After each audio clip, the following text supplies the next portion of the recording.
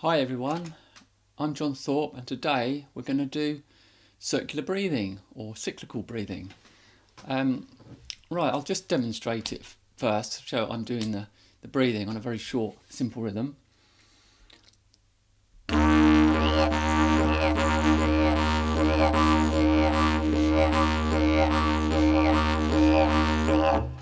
So that's using circular breathing.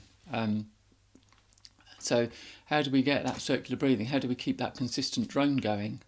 To start with, I really teach it off the didgeridoo so that you can learn this technique off the didge and not have a stick with you. And then we can put it on the didge and try it on the didgeridoo. So here we go.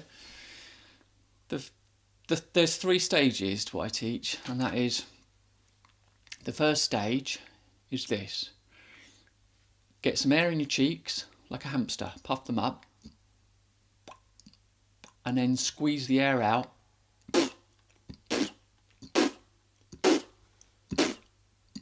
like that. Now, I'm not breathing out, I'm not going from the chest or from the diaphragm.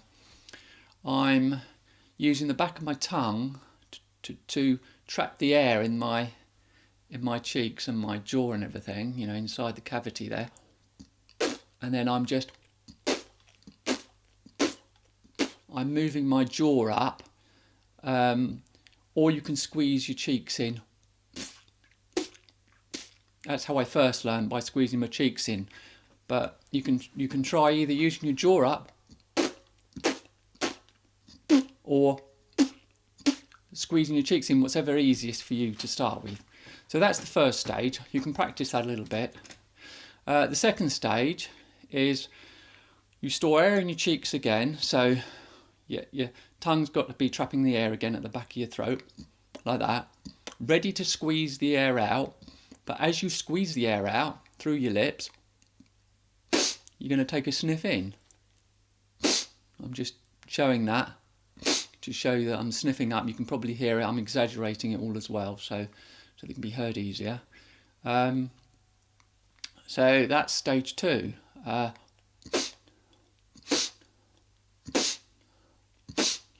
Now, I'm sniffing in simultaneously as I'm squeezing the air through my lips, you know, and through pushing my jaw up or squeezing my cheeks in, whichever one you want to use. And from there, if you can do that, you're sort of like 3/4 of the way to circular breathing, really. So from there, from stage two, I'm going to go to stage three now. And stage three is simply doing stage two and then breathing out afterwards. Do it again.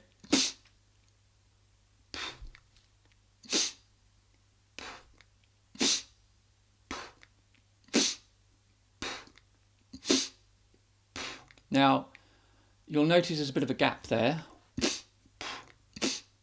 and usually that's what happens when you start playing. You usually get a gap to start with. That's what happened with me. Had a gap, and then it took a little bit of time to iron that out in the beginning. So that's the three stages. You can then try and apply that on the didgeridoo. Now, the reason in that way round, I'm starting off with if we go from stage two and blowing, if we change that back to front and then blow first and do exactly the same but in reverse, and then blow first,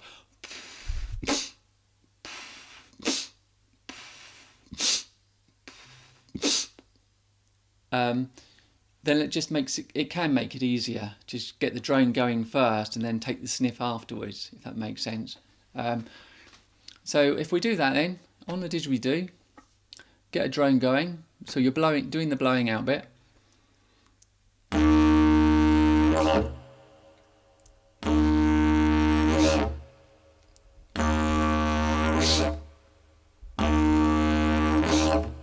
So there we go, getting the blowing out first and then getting the sniff, which you can hear on the didgeridoo there. So it's like that. I'll do it again.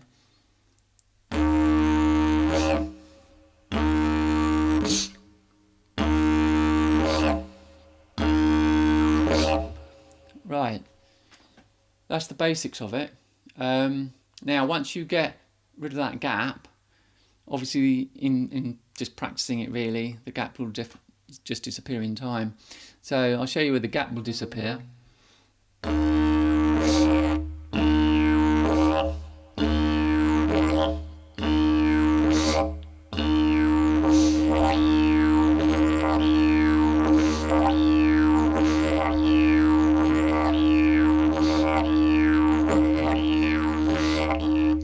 So there we go, that's circular breathing, or cyclical breathing.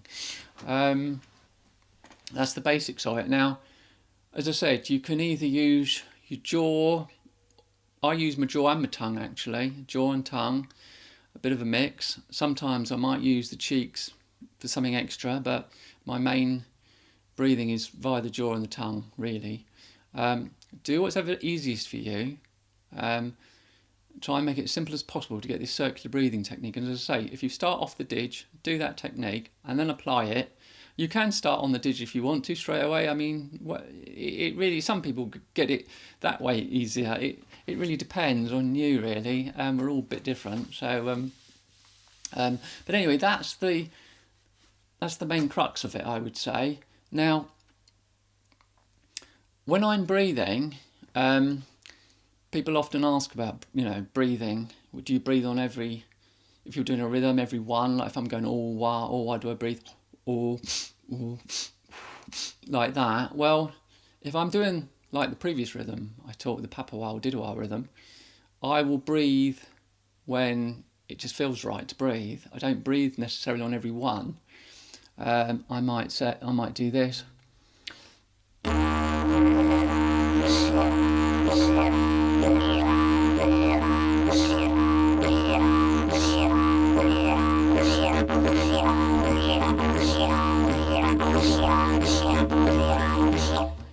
It really varies a lot, but it's all integral with my rhythm as well. It's not separate from it, it's integral, but I don't breathe on every single one. So it kind of makes it relaxing really to breathe when it feels right. Now, the other thing to breathing is when I first learnt this technique, I had a little booklet I read from over 21 years ago, and I just looked at that, and it didn't worry about it didn't talk about the diaphragm straight away, what we were breathing from the diaphragm of the chest, and I didn't worry about it. I just got my circular breathing, and after that I actually noticed I was doing chest breathing. It was quite high. I was going when I was doing the breath in, and because I'm aware of breathing anyway, I realised I needed to drop it down to the diaphragm, so I did. It was quite easy to do. Took a couple of days to just get that breathing down to the diaphragm. So don't worry too much. If you want to try it straight away from the diaphragm and get the breathing like that, because it is, in the future, it's better to use the diaphragm. It's powerful, it's relaxing, it's a good way of breathing. But don't worry to start with. If you just want to get the circular breathing and make it as simple as possible, forget where your breathing is coming from. You can always sort that out later on. That's what I think is probably the easiest, simplest way to learn it, circular breathing. So as I say, you can correct it later on. And the other thing is, also people ask me about the balance, the balance of or the air being too high and too low. Sometimes you can be doing some circular breathing and suddenly you find you've got too much air in your chest. I found the same thing early on, or I didn't have enough. In the end, I think I learnt to breathe out through my nose to let some air out, so too much at times.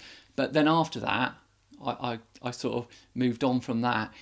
And then in time, just really from practising, I did practice it a little bit, the breathing, but really just from playing lots and lots, I then just found it balanced itself out until nowadays if I'm playing and if I'm performing, even if I'm putting a lot of energy into it, kind of relaxed tension state, if you like, my breathing just comes in where it needs to. It's really natural and it feels just right. So don't, as I say in the beginning, don't worry too much about that. One last thing I will say is that it's really just be patient with it. Be patient, persistent, patient. I think when I first started, I was pulling my hair out a bit. It's like, oh God, it's frustrating. But you know, don't worry. Don't think, you know, everyone goes through a different way of learning it, and that's what I found. But I did get it, you know, and don't worry about how long it takes you to get. Some people may get circular breathing in a few days, earlier, a few weeks, a few months. I knew someone it took 2 years to get it, mainly because he'd been a harmonica player, but had to get that out of his system to get on from that. And I think it was 3 sessions. We managed to do it, but so don't worry. And he's come on to be a really good didge player, so it doesn't really determine how quick you're going to pick that up to how good you're going to be or anything like that. It's, you know, it's just persisting, practicing. So what I'm going to do, a little outro. I'll show you the, you know, me doing the circular breathing and maybe make it a bit more interesting to finish on.